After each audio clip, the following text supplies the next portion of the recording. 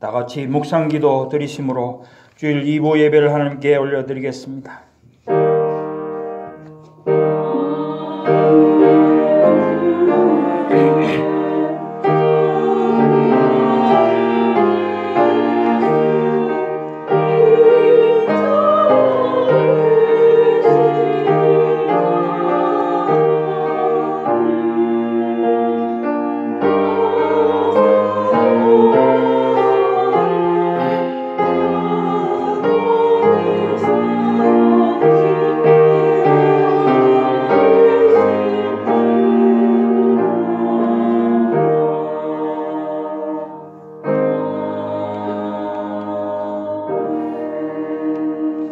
내가 여호와를 항상 내 앞에 모심이여 그가 나의 오른쪽에 계심으로 내가 흔들리지 아니하리로다. 이러므로 나의 마음이 기쁘고 나의 영도 즐거워하며 내 육체도 완전히 살리니 주께서 생명의 길을 내게 보이시리니 주의 앞에는 충만한 기쁨이 있고 주의 오른쪽에는 영원한 즐거움이 있나이다. 영광과 존귀를 받으시기 합당하신 하나님 아버지 은혜를 감사합니다. 오늘 거룩한 주일을 허락하셔서 저희들을 주님 앞에 나오게 하시고 이제 예배를 통하여 하나님께 영광 돌릴 수 있게 하심을 감사드립니다. 이 시간 우리의 모든 죄악을 주님 앞에 주님의 십자가 앞에 내려놓습니다. 하나님 저희를 불쌍히 여기시고 더럽고 추한 우리의 모든 죄를 용서하시고 영과 진리의 예배를 드릴 수 있도록 인도하여 주시옵소서. 우리를 구원하신 예수님 이름으로 기원하옵나이다. 아멘. 찬송가 5장입니다.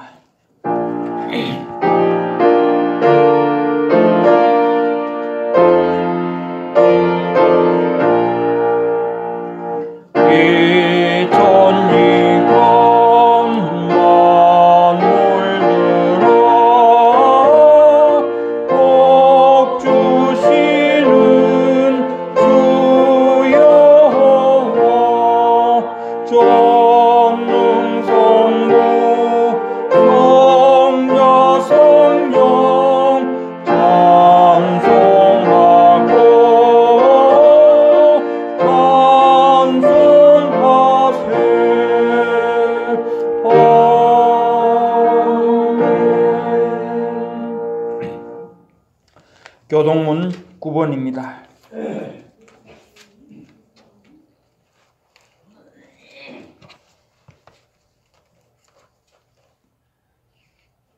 여호와여 주의 장막에 머무를 자 누구오며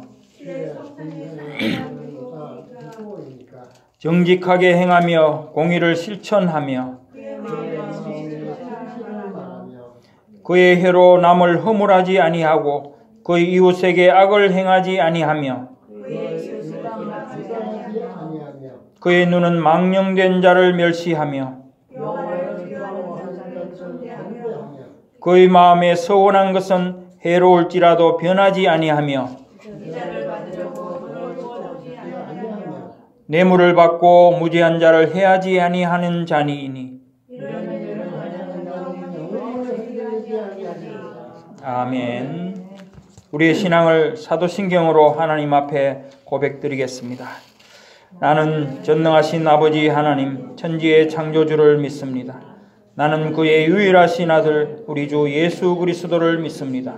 그는 성령으로 잉태되어 동정녀 마리아에게서 나시고 본디오 빌라도에게 고난을 받아 십자가에 못 박혀 죽으시고 장사된 지 사흘 만에 죽은 자 가운데서 다시 살아나셨으며 하늘에 오르시어 전능하신 아버지 하나님 우편에 앉아 계시다가 거기로부터 살아있는 자와 죽은 자를 심판하러 오십니다. 나는 성령을 믿으며 거룩한 공교회와 성도의 교제와 죄를 용서받는 것과 몸의 부활과 영생을 믿습니다. 아멘. 찬송가 359장입니다. 통일 찬송가는 401장입니다.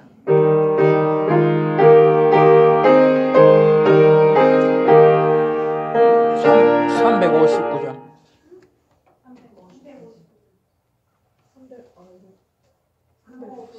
예, 359장.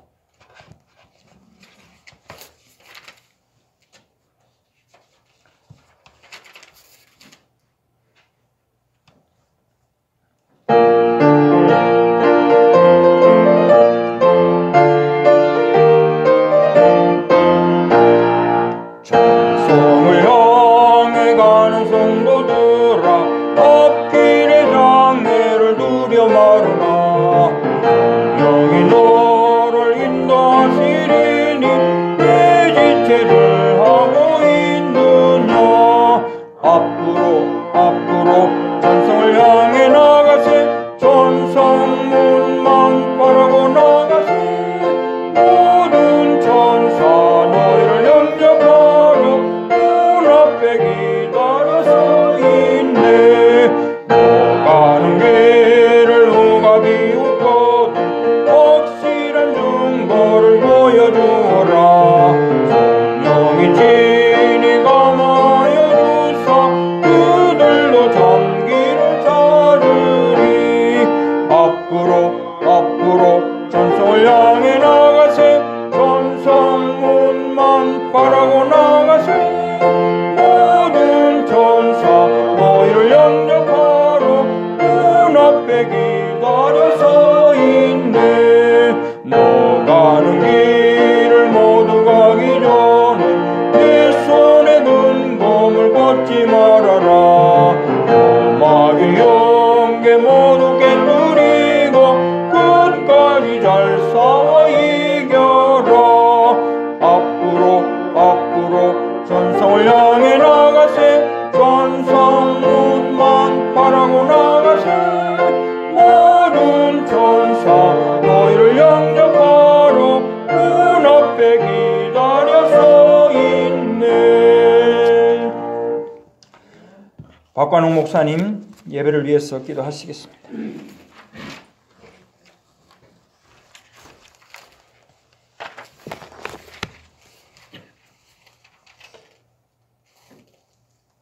전능하시며 전지의 만물을 창조하신 만군의 여호와 하나님 아버지,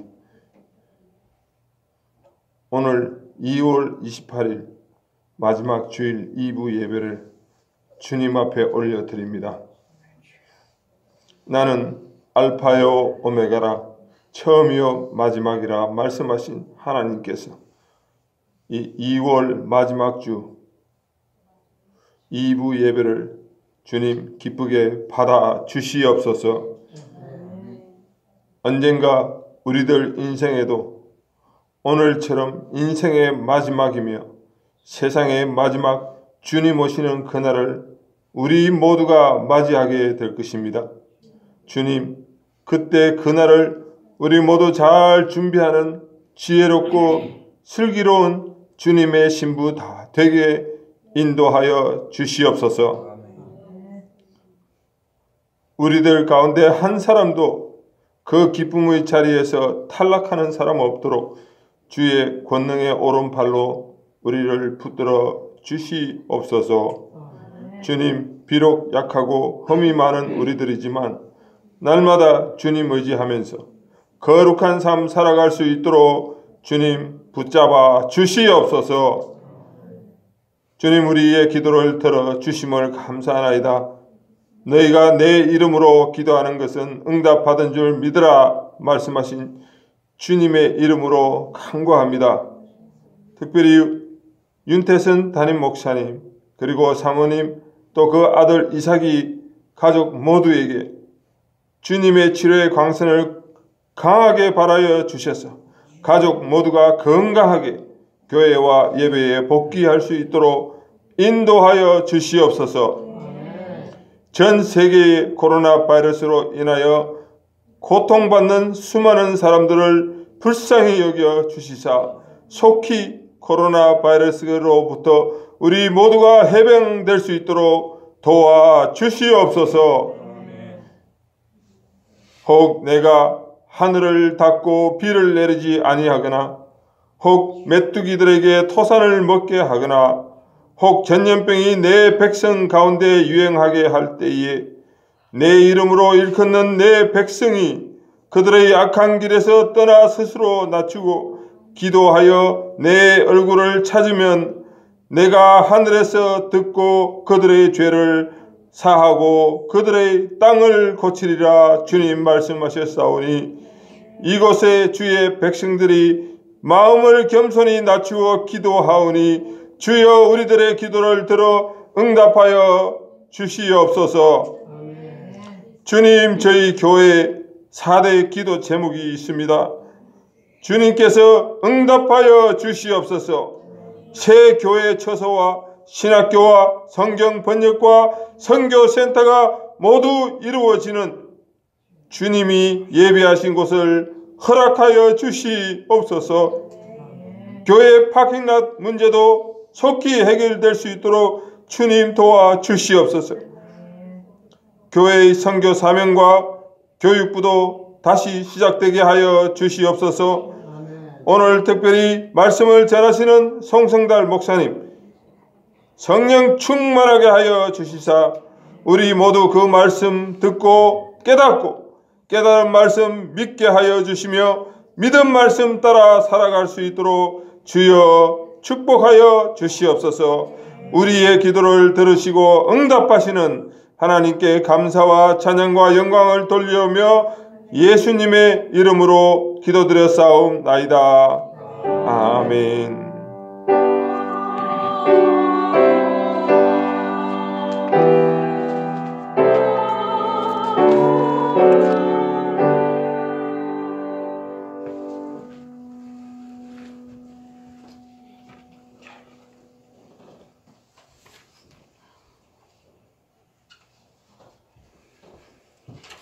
성경 봉독하겠습니다. 오늘 2부 예배에 함께 은혜 받으실 하나님의 말씀은 고린도후서 4장 7절에서 12절 말씀입니다.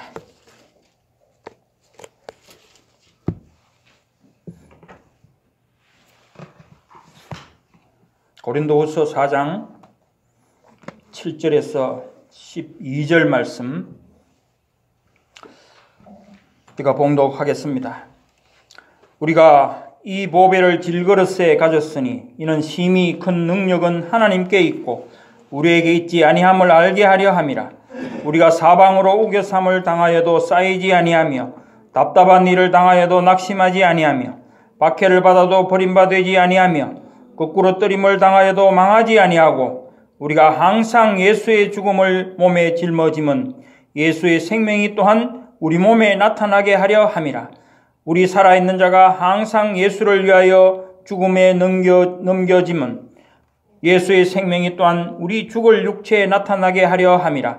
그런즉 사망은 우리 안에서 역사하고 생명은 너희 안에서 역사하느니라. 이는 하나님의 말씀이니라. 아멘. 이제 임마누엘 찬양대 찬양이 있겠습니다.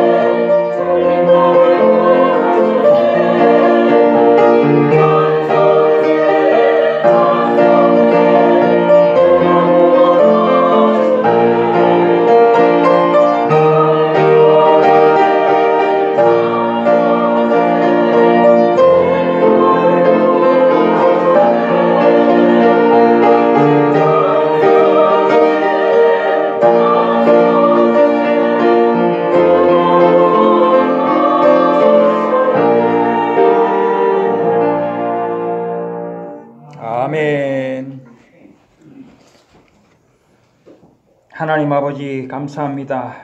이제 말씀을 받기를 원합니다. 우리의 마음을 열어주시고 성령께서 우리 마음을 깨달을 수 있도록 가르쳐 주시기를 원합니다. 악한 사탄 마귀가 말씀 받는 것을 방해하지 못하도록 역사하여 주시오며 말씀을 통해서 깨닫는 대로 우리가 그렇게 살기를 결단하며 하나님께 영광 돌리는 저희들이 되게 해 주시옵소서. 예수님 이름으로 기도드리옵나이다. 아멘. 오늘 본문을 가지고 성도의 비밀이라는 제목을 가지고 말씀을 전하고자 합니다. 우리 신앙생활에서 우리 생각으로 풀지 못하는 비밀이 있다면 바로 이런 것이 아닐까 하는 바로 그 비밀을 알아보고자 하는 것입니다. 오늘 설교를 통해 성도의 비밀을 깨닫고 그렇게 살아가기를 결단하는 은혜가 있기를 바랍니다. 우리 성도들이 예수님을 믿고 신앙적으로 성숙하면 어떻게 될 것인가 하는 것에 대해서 여러분들 생각해 보신 적이 많이 있을 줄 압니다. 아마 대부분의 사람들은 이렇게 기대하고 있을 것입니다.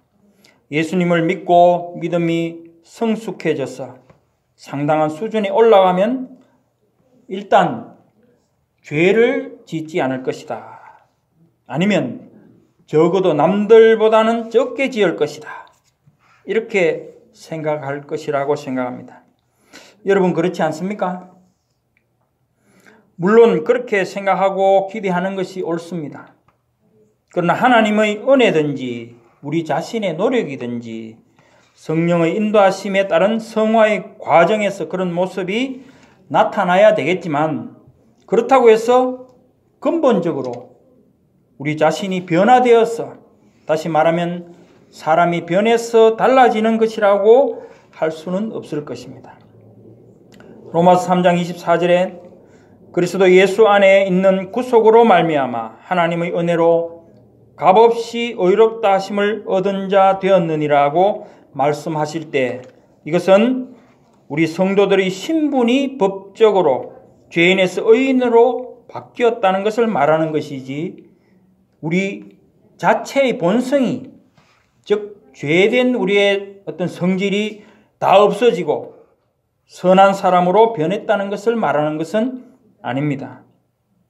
오늘 본문 7절에서 우리가 이것에 대해서 생각해 볼 수가 있습니다. 바울이 말하기를 우리가 이 보배를 질그릇에 가졌으니 이는 능력의 심히 큰 것이 하나님께 있고 우리에게 있지 아니함을 알게 하려 함이라고 말씀을 하고 계십니다. 질그릇인 우리가 예수님을 믿음으로써 변화되어 보배가 되었다는 말씀이 아니라는 거죠. 우리는 질그릇인 채로 있지만 변화된 것은 그 질그릇 안에 보배가 들어와 계신다는 것입니다. 그렇지 않습니까? 7절 다시 천천히 읽어보겠습니다. 우리가 이 보배를 질그릇에 가졌으니 이는 심히 큰 능력은 하나님께 있고 우리에게는 있지 아니함을 알게 하려 함이라. 아멘. 자, 뭐라고 하는 말씀입니까? 분명히 질그릇은 아무것도 아니고 심히 큰 능력은 하나님께 있다고 말씀을 하고 있습니다. 그러니 자신이 뭔가 보배가 된 것처럼 생각하지 말라는 것입니다. 성도들이 신앙생활에서 가장 오해하기 쉬운 것이 바로 이 부분일 것입니다. 마치 질그릇인 우리가 나 자신이 예수를 믿음으로 해서 금그릇이 되고 은그릇이 된 것처럼 생각한다는 것이죠. 물론 디모데후서 2장 20절에는 큰 집에는 금그릇, 은그릇이 있다 이런 말씀이 있는데 그것과는 다른 말입니다. 디모데후서 2장 20절의 말씀은 교회 안에 성도들이 각자 쓰임받는 그 역할에 따라서 직분이 다르고 또 쓰임받는 것이 다르다는 그런 의미로 금그릇, 은그릇을 말씀하고 있는 것이지 오늘 본문과는 의미가 다른 것입니다. 성도들이 신앙생활을 오래 하고 성경을 많이 읽고 기도를 많이 하고 이러면 저절로 금그릇, 은그릇이 된다고 기대할 수 있느냐는 거죠. 절대 그럴 수가 없다는 겁니다. 질그릇은 질그릇일 뿐입니다. 이런 오해 속에서 성도들이 신앙이 성숙하면 그에 따라 어떤 누릴 것이 있을 것처럼 생각한다는 거죠. 그래서 성숙해지면 전도도 잘하고 봉사도 잘하며 잘 섬기고 이런 일들이 저절로 되어지고 또 하나님의 영광을 위해서 뭔가 아주 극적인 것들을 할 수 있을 것처럼 생각한다는 거죠. 좀 더 쉽게 인간적으로 말하면 이런 거죠.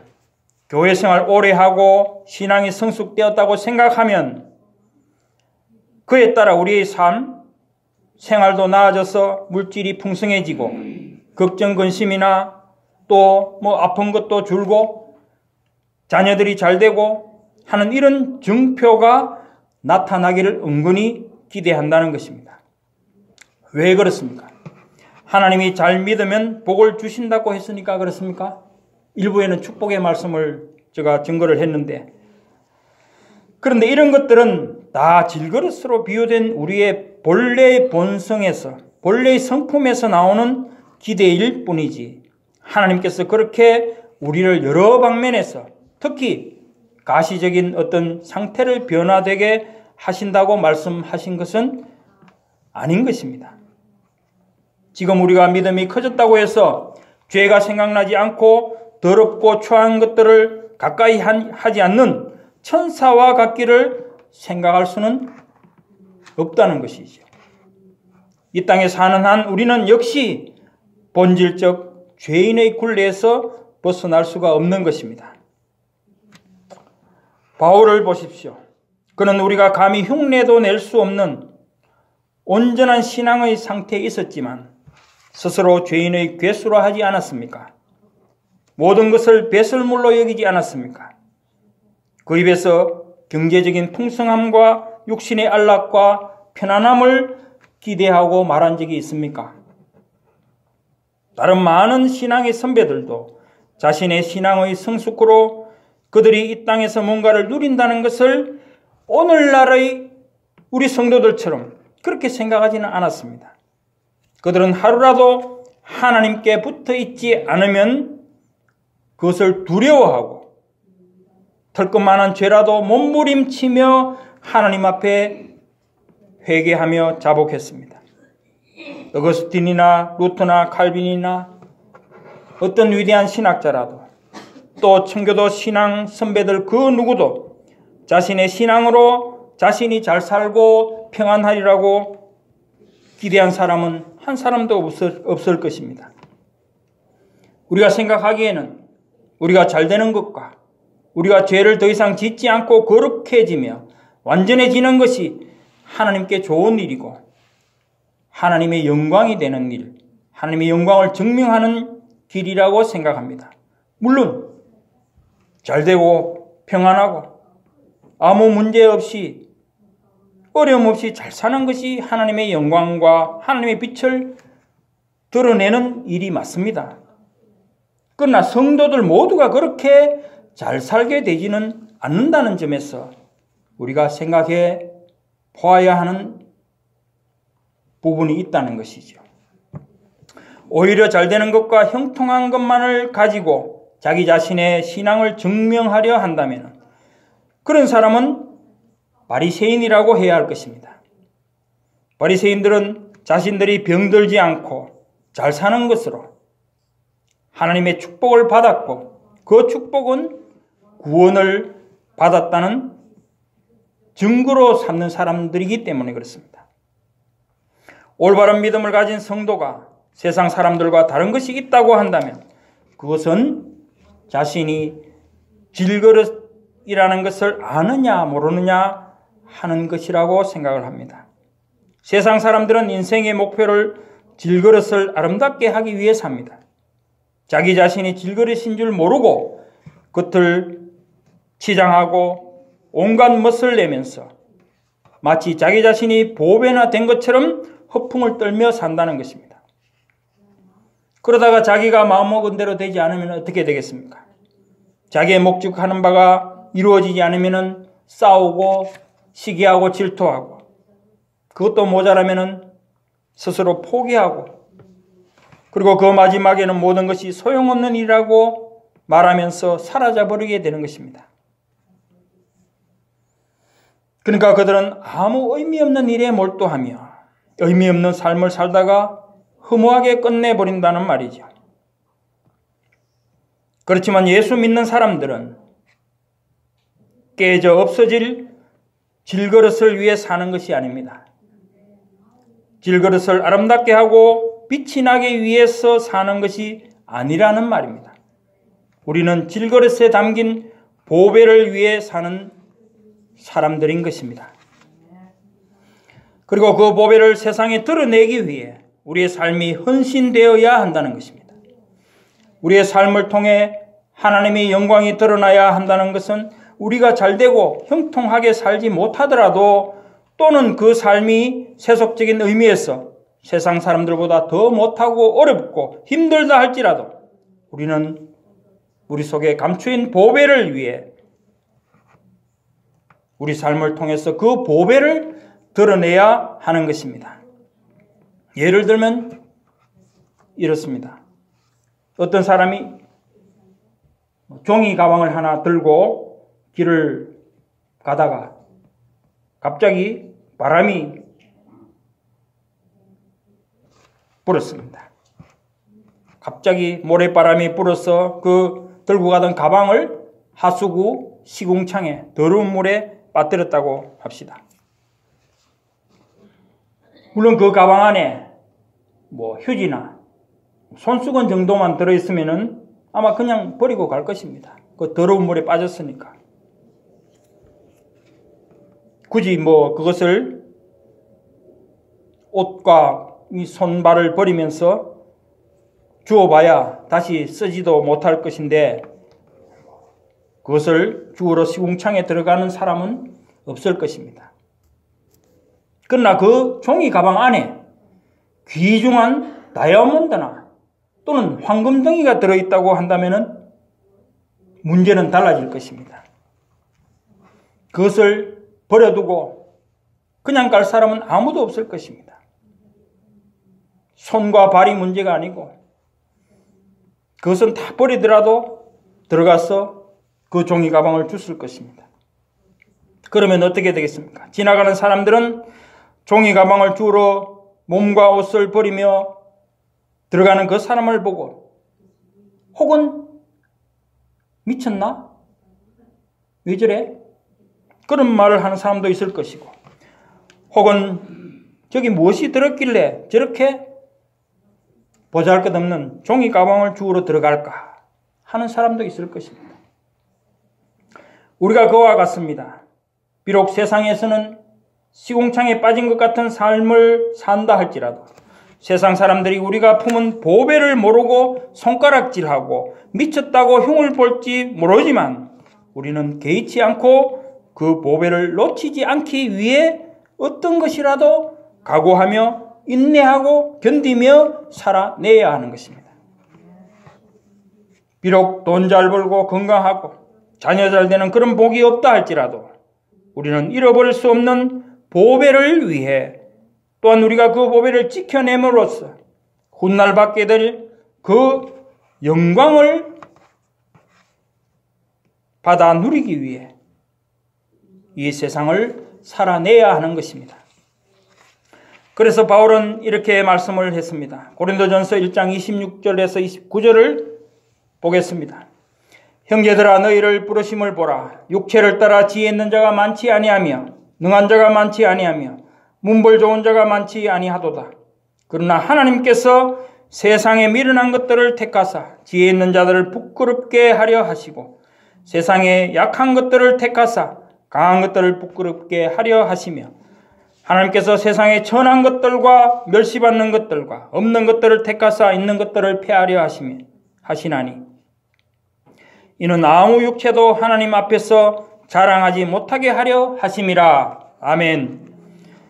하나님께서는 우리를 육체를 따라 가문을 보고 부르지 않으셨으며 지혜 있는 자나 문벌 좋은 자를 골라서 부르지 않으셨다는 것입니다. 또한 이 말씀은 예수 믿는 자를 문벌 좋은 자나 지혜 있는 자나 고귀한 자로 만드시겠다는 말씀도 아닌 것입니다. 왜냐하면 어떤 육체라도 결코 자랑할 것이 못되기 때문입니다. 또 인간은 잘되는 즉시 자랑하고 교만에 빠지기 때문입니다. 만일 사람들이 정말 질그릇이 보배가 되는 것을 본다면 자기도 보배가 되기 위해 구름처럼 몰려들 것입니다. 아마 지금도 어딘가에서는 알파 뭐라고 하는 것이 있죠. 이빨이 금리빨이 된다는 것. 그런 일을 한다 할 적에 사람들은 미어터지게 거기를 따라다닙니다. 내 이빨도 금리빨이 되는가 해서. 그러나 그거 진짜입니까? 아니죠. 그와 같다는 것입니다. 그래서 오히려 하나님은 질그릇인 채로 살도록 버려 두신다고 믿어야 하는 것입니다. 그래서 고린도전서 7장 20절에 각 사람은 부르심을 받은 그 부르심 그대로 지내라고 말씀하십니다.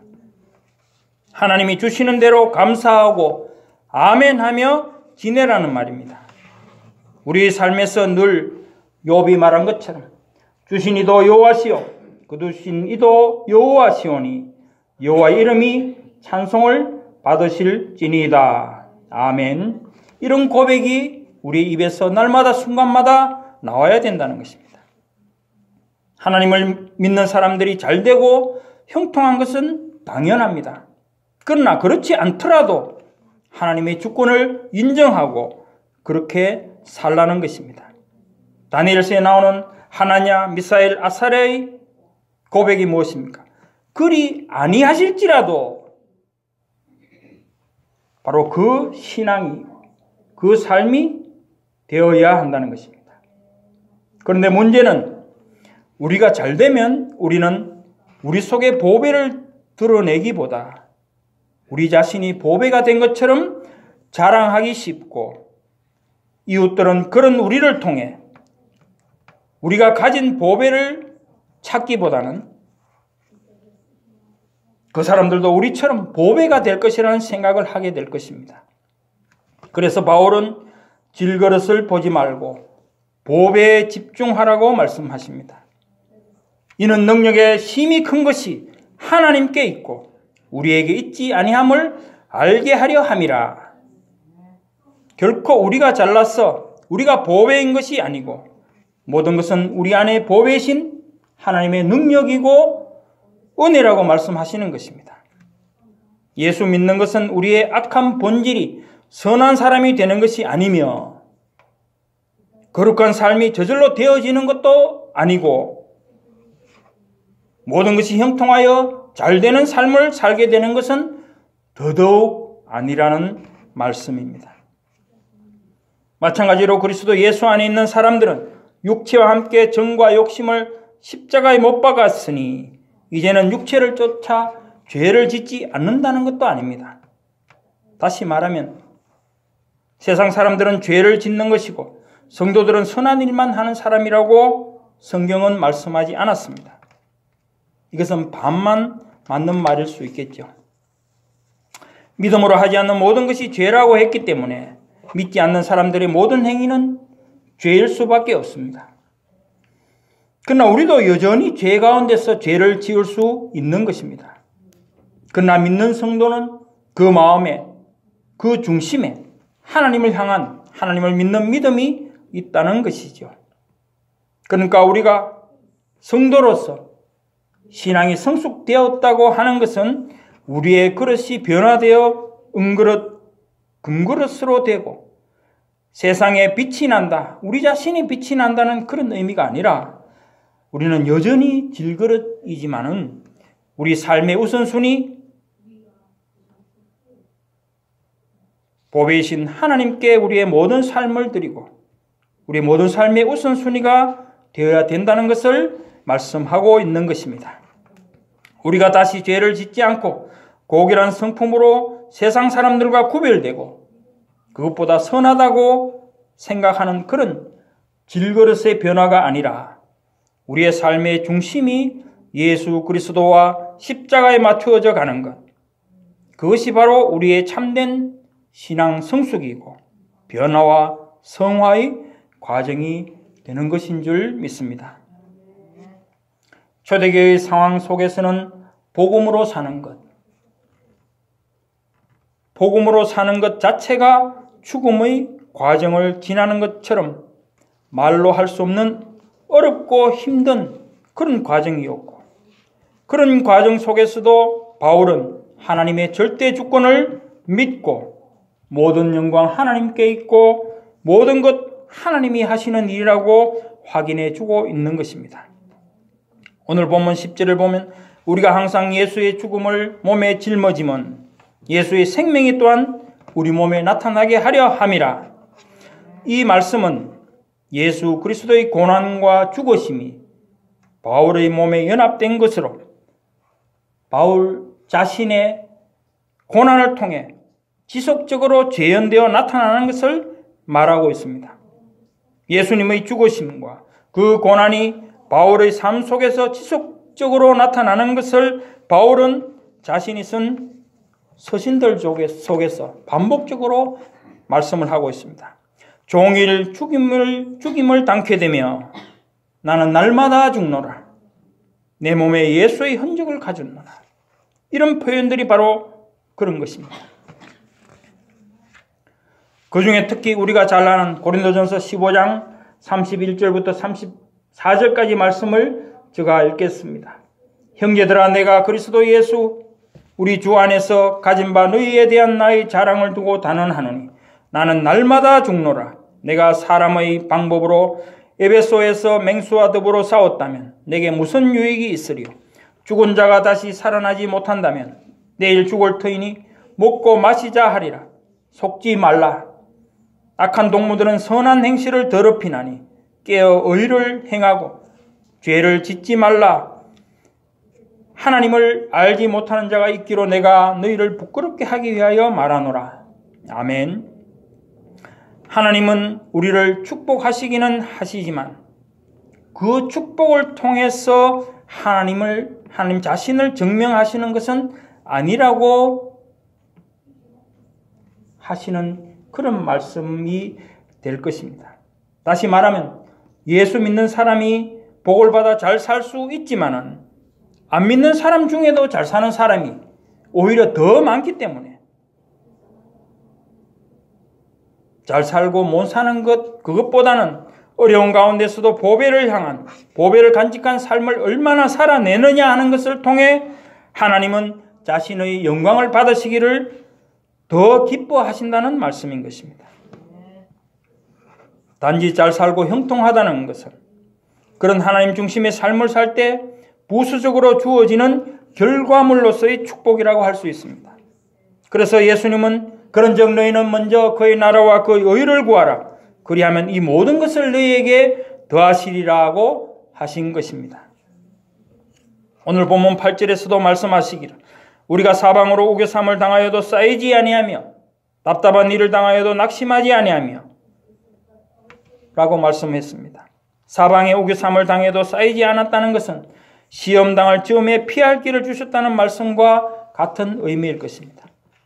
우리의 삶에서 답답한 일을 당하고 빠져나갈 길이 없는 절망적인 상황 속에서도 낙심하지 않아야 되는 이유는 바울이 그러했던 것처럼 하나님 곧 내 속에 보배가 있기 때문이 아니겠습니까? 나는 질그릇처럼 보잘것없고 더러운 시궁창에 빠진 쓸모없는 종이 가방처럼 아무 능력과 힘도 없지만 내 안에 예수 그리스도의 영이 함께 하시기 때문에 하나님이 나를 버려두지 아니하실 것이 너무나 분명하다는 것입니다. 바울은 그것을 보았고 그것을 믿은 것입니다. 우리도 바울과 같이 예수 그리스도를 품은 성도인이 시궁창에 빠진 우리일지라도 하나님이 건져내시고 지키시고 보호해 주실 줄 믿습니다. 또 9절에 보면은 박해를 받아도 버림받지 아니하며 그 꿇어뜨림을 당하여도 망하지 아니하고 라고 했습니다. 이것은 같은 말을 반복하는 것 같지만 상황은 점점 더 악화되어 가는 것을 말하고 있습니다. 우리도 그럴 수 있습니다. 마음에 근심하고 걱정하며 온갖 위협에 둘러싸인 그런 염려스러운 상황을 넘어서 이제는 정말 신체적인 위해나 정말 직접적으로 우리에게 해가 닥쳐오는 그런 상황이 될 수 있다는 것이죠. 사도행전 14장에 나오는 것처럼 바울이 루스드라에서 돌을 맞고 내던져짐을 당해도 하나님은 버리지 아니하시며 돌을 맞든지 채찍을 맞든지 그것 때문에 쓰러져도 결코 죽도록 버려두지는 않으신다는 것입니다. 바울은 이것을 체험적인 확신을 가지고 담대하게 선포하고 있습니다. 자신이 당해봤으니까 머뭇거리거나 부끄럽게 슬그머니 말할 필요가 없는 것입니다. 우리도 우리 자신이 살아본 체험에 대해서는 얼마나 자신 있게 말할 수가 있겠습니까? 그런데 어떤 사람들은 바울이 당한 이런 일을 두고 그가 죽음 같은 그런 고난을 견뎌낸 것, 그리고 하나님이 그 가운데서 지켜주시고 도와주시고 건져내신 것에 대해서 별일 아닌 것처럼 말하는 사람도 있습니다. 그들은 이렇게 말을 하지요. 바울은 사도였으니까 그렇지. 정말 그런 것일까요? 그렇게 말하는 것은 아마 속으로는 나도 사도라면 그렇게 할 수 있을 거야. 나도 할 수 있어. 그렇게 말하는 것 같이 들리지 않습니까? 정말 사도라서 그렇게 당하고도 견뎌내는 것일까요? 그러면 여러분들, 저나 여러분들은 그런 일을 당하면 어떻게 하실 것 같습니까? 견뎌낼 수 있다고 생각하십니까? 아니면 그런 일을 당하기도 전에 냅다 달아날 것입니까? 아니면 십자가를 부인하고 침뱉으며 돌아설 것입니까? 너는 어떠냐? 김장로는 어떨까? 박 집사는 달아날걸? 그렇게 생각하지 마시고 자신이 어떻게 할 것인지 생각해 보시라는 것입니다. 남을 쳐다보며 스스로를 속이지 말라는 것입니다. 나는 아니지요. 많이 들어본 말 아닙니까? 예수님이 마지막 만찬 자리에서 제자 중 하나가 자신을 팔 것이라고 말씀하셨을 때 제자들이 한 말이 바로 그것입니다. 나는 아니지요. 남들을 쳐다보며 자신은 아닌 것처럼 말하는 것입니다. 그것이 우리의 모습입니다.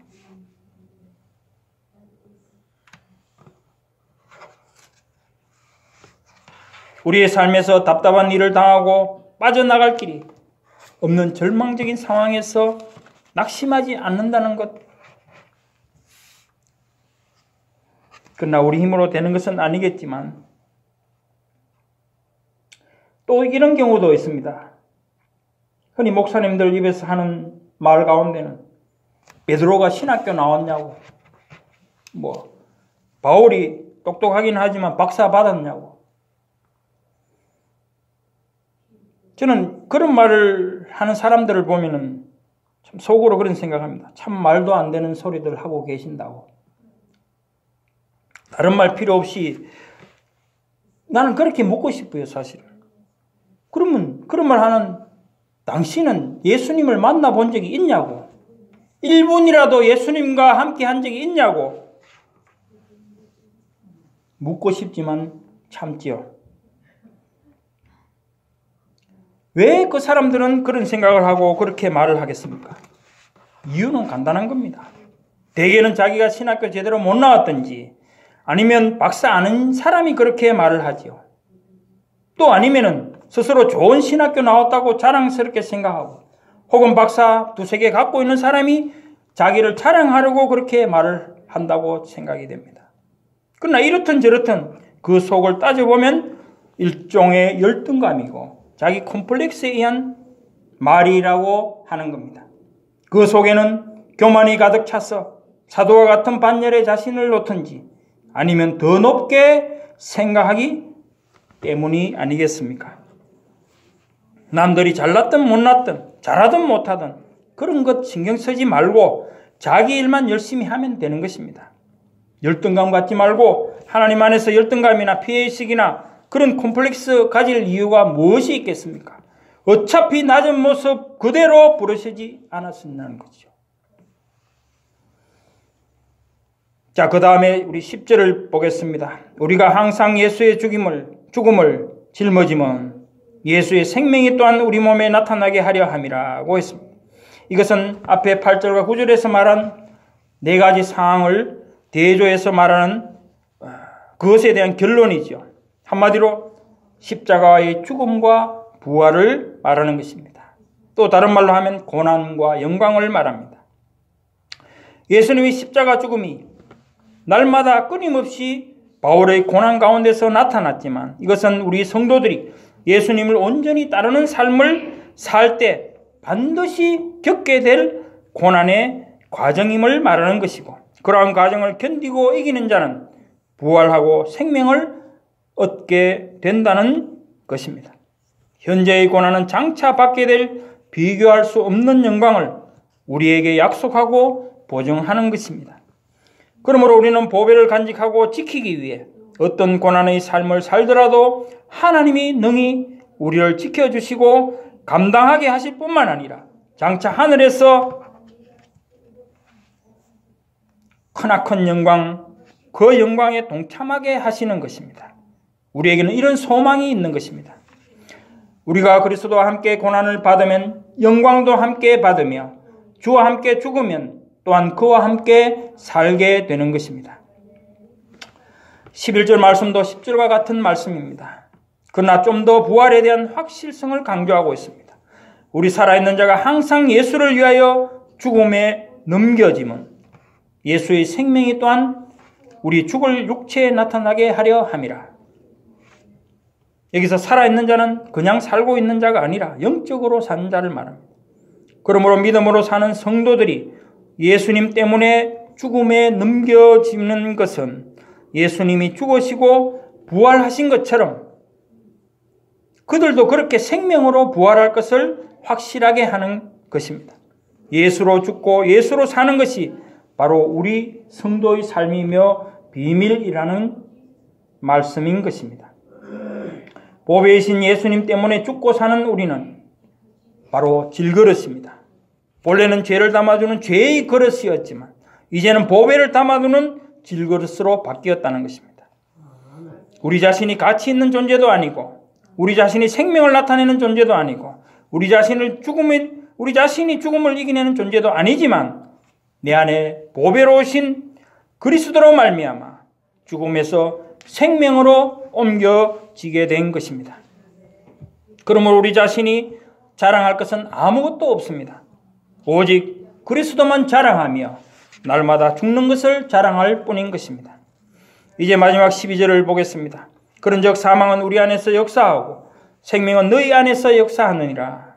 이 말씀이 사실은 좀 어렵게 생각이 되지만 왜 그렇습니까? 왜 여기서 사망과 생명이 우리와 너희로 갈라지느냐는 거죠. 바울은 자신이 당하는 고난이 죽음에까지 이를 정도로 힘들고 어려운 것이지만 예수님이 십자가의 고난과 죽음을 감당하신 것, 바로 그것이 바울에게 생명으로 나타난 것처럼 바울 자신도 죽음 같은 고난을 감당하게 되는 그것이 고린도 교인들에게는 생명으로 나타나고 역사하게 될 것이라는 것을 말하는 것입니다. 즉 예수님의 생명이 바울에게 나타나듯이 바울이 고난받는 것도 고린도 교인들에게 나타나는 건 그런 말씀입니다. 다시 말하면 자신이 설사 고난 속에서 죽음의 문턱을 왔다 갔다 하는 고통 속에 있다 할지라도 속에 감추어진 보배를 드러내는 삶이라면 기꺼이 죽을 수도 있고 그것이 복음 전파와 예수 그리스도의 생명을 전하는 것으로 너희 고린도 교인들에게도 모든 영적 생명으로 나타나게 될 것이라는 것입니다. 내가 고난받고 죽는 것이 헛되이 죽는 것이 아니라 그것이 생명으로 너희에게 역사할 것이다. 나는 그것을 위해 기꺼이 죽음까지도 각오하고 모든 고난을 견디며 이겨나갈 것이다. 라는 것을 담대하게 선포하고 있는 것입니다. 사랑하는 성도 여러분, 성도인 우리가 세상을 살면서 당하는 어떤 고난과 역경이라도 그것이 우리에게 주어진 것이라면 우리는 그것을 그대로 받고 살아야 합니다. 잘 살고 못 사는 것이 문제가 아니라 그리스도 예수의 생명을 드러내는 것이 문제이고 그것이 성도의 삶의 비밀인 것입니다. 이런 사실을 믿고 삶의 여러 가지 잡다한 문제에 얽매이지 말고 예수님 한 분만으로 예수님이 주시는 샬롬, 평강을 얻으시기를 바랍니다. 결론을 맺겠습니다. 자, 같이 따라하시길 바랍니다. 따라하시기를 바랍니다. 나는 보배가 아니다. 나는 보배가 되는 것도 아니다. 나는 질그릇일 뿐이다. 주신 대로 살자. 아멘. 우리는 보배이신 예수 그리스도를 품은 질그릇일 뿐이지 우리가 보배가 되는 것은 아닙니다. 그러니 하나님이 주시는 은혜대로 잘 살든지 못 살든지 평안하든지 고생하든지 감사하며 사는 것입니다. 현재 우리가 사는 공간에서의 삶이 바울 당시의 삶의 정황과 비교할 수는 없지만 현재의 상황 속에서 어떤 이유로든지 어려움을 당한다면 보배를 지키기 위해 우리는 질그릇이 깨뜨려지는 각오까지 해야 하는 것입니다. 피 흘리기까지 싸워야 하는 것입니다. 세상은 언제나 질그릇을 장식하고 치장하며 질그릇을 보호하고 멋있게 하기 위해 살기를 강요합니다. 우리 스스로도 사실은 그렇게 생각하고 살아가고 있죠. 그렇지만 그렇게 사는 길은 결코 질그릇 속에 담긴 보배를 보여주는 길이 아니라고 바울은 말하고 있는 것입니다. 하나님을 믿으면 모든 것이 잘되고 형통하리라는 기대를 하기보다는 주어진 우리의 삶 속에서 그것이 비록 어렵고 힘든 환경과 역경을 지나야 하는 과정이라고 하더라도 참으로 보배 되시는 예수 그리스도를 드러내어 보내주는 길이라면 우리는 그 길을 인내하며 살아내야 하는 것입니다. 그것이 바로 성도가 가진 보배의 비밀입니다. 내 삶에 필요한 존재로서 내가 도움을 얻어내기 위한 하나님이 아니라 하나님의 하시는 일을 그 일을 위해서 그 기쁘신 뜻대로 우리를 부르셨기 때문에 우리는 부르심 그대로 하나님의 도구로 사용되며 살아내야 하리라고 믿습니다. 비록 세상으로 보면 성공자가 아닐지 모르지만 그 길이 자기를 부인하고 십자가를 지고 가는 길이라면 우리는 가야 하는 것입니다. 우리를 위해 하나님이 계신 것이 아니고 하나님을 위해 그 영광을 위해 우리가 만들어졌다는 것을 깊이 생각하고 내 속에 담긴 보배를 끝까지 소중하게 간직하고 살아가는 우리 모두가 되시기를 주님의 이름으로 축원을 드립니다. 하나님 아버지 감사합니다. 우리가 무엇이건데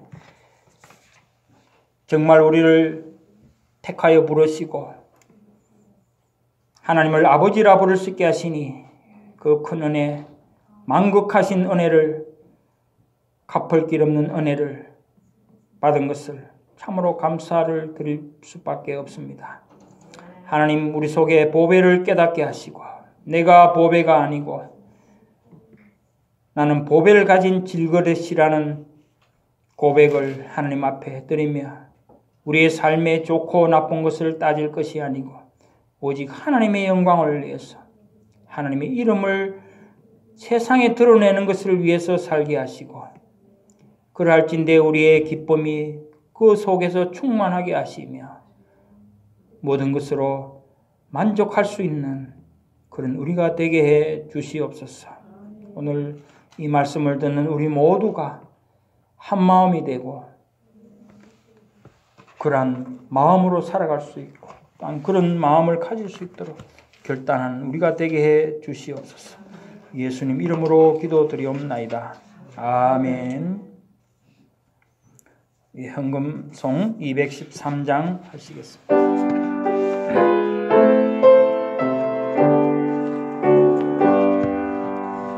나의 생명 드리니 주여 받아주셔서 세상 살아 널 동안 찬송하게 하소서. 손과 발을 드리니 주여 받아주소서. 주의 이름을 위하여 민첩하게 하소서. 나의 음성 드리니 주여 받아주소서. 주의 진리 말씀만 전파하게 하소서. 나의 보험 드리니 주여 받아주소서. 하늘나라 위하여 주 뜻대로 쓰소서. 나의 시간 드리니 받아주셔서. 평생도록 주 위에 봉사하게 하소서. 아멘. 광고 보겠습니다. 90일 성경 통독이 계속되고 있습니다. 어제까지 36일째 끝났습니다. 모든 성도님들이 참여해서 말씀의 은혜를 함께 나누시기를 바라겠습니다. 카톡방을 이용해서 은혜 받은 말씀 올려주시면 고맙겠습니다. 윤태선 우리 담임 목사님과 또 사모님 또 이삭을 위해서 기도를 해주시기 바랍니다. 지금 상태는 그러니까 컨디션이라든지 몸의 상태는 다 나왔고 또 병원에서도 의사는 괜찮다고 그렇게 말씀을 한다고 하시는데 또 우리 성도님들의 염려도 있고 하니까 안 나오셨고 또 다음 주는 나오실 수 있지 않을까 그렇게 말씀을 하셨습니다. 기도해 주시기 바랍니다. 코로나19 방역 수칙 지키시면서 건강하게 지낼 수 있기를 바라겠습니다. 그리고 개인기도 또 중보기도 교회의 방향과 목표 우리가 늘 기도하는 대로 기도할 때마다 이렇게 기도하시기를 바라겠습니다. 하나님께서 기뻐하시는 뜻에 따라 또 하나님께서 정하신 시간을 따라 모든 것이 드러나게 될 줄 믿습니다. 그리고 오늘 점심은 특별히 진아가 비빔밥을 아주 맛있게 해놓은 것 같은데 다 드시고 가시기를 바라겠습니다. 이제 일어나셔서 우리 믿음의 헌신과 결단의 찬송 457장 고백드리겠습니다. 세 사람 나왔어요. 응? 새로운 사람 나왔다고. 새로운 성도님?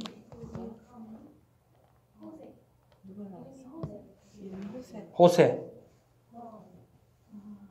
예. 웰컴 투. 감사합니다. 지난번에 우리 어디 갔을 때 저기 갔을 때 장례식에 갔었을 때 박영수 권사님 거기서 만난 분인데 우리 식당에 갔을 때 만난 분인데요.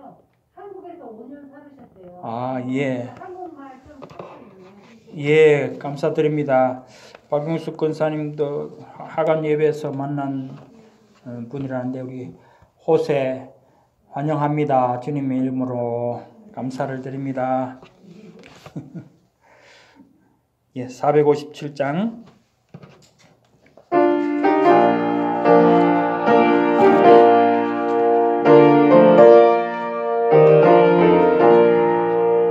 겟세마네 동산에 주를 생각할 때 근심이나 걱정을 외면할 수 있을까?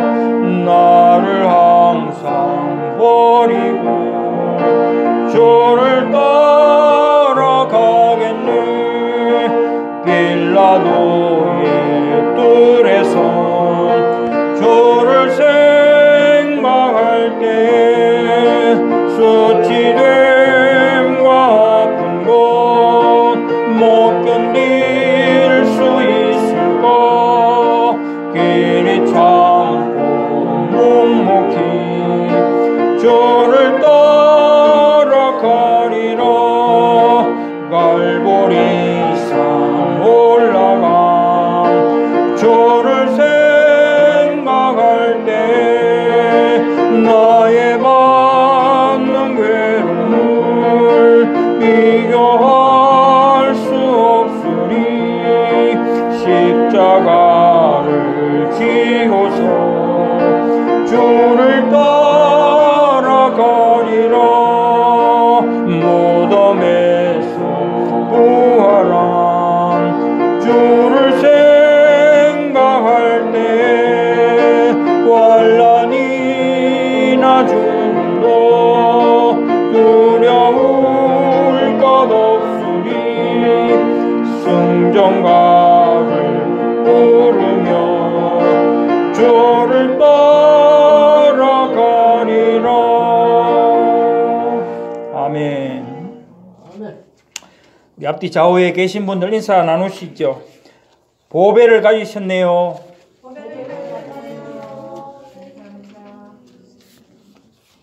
보배를 가지셨네요.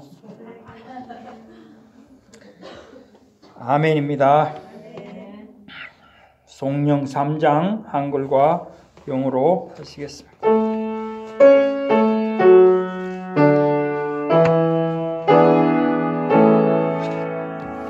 성부 성자 성령 찬송과 영광 돌려보내세. 태초로 지금까지 또 영원 무궁토록 성삼위께 영광 영광. Glory be to the Father and to the Son and to the Holy Ghost, as was in the beginning, is now and ever shall be, world without end. Amen. Amen. 아멘.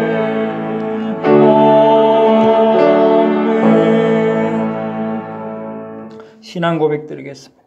주는 그리스도시요 살아계신 하나님의 아들이시니이다. 아멘. 지금은 우리 주 예수 그리스도의 은혜와 하나님 아버지의 극진하신 사랑과 성령님의 내주 교통 충만 위로하심이 질그릇 같은 우리를 부르셔서 그 속에 보배를 받게 하신 하나님의 그 크신 은혜를 생각하고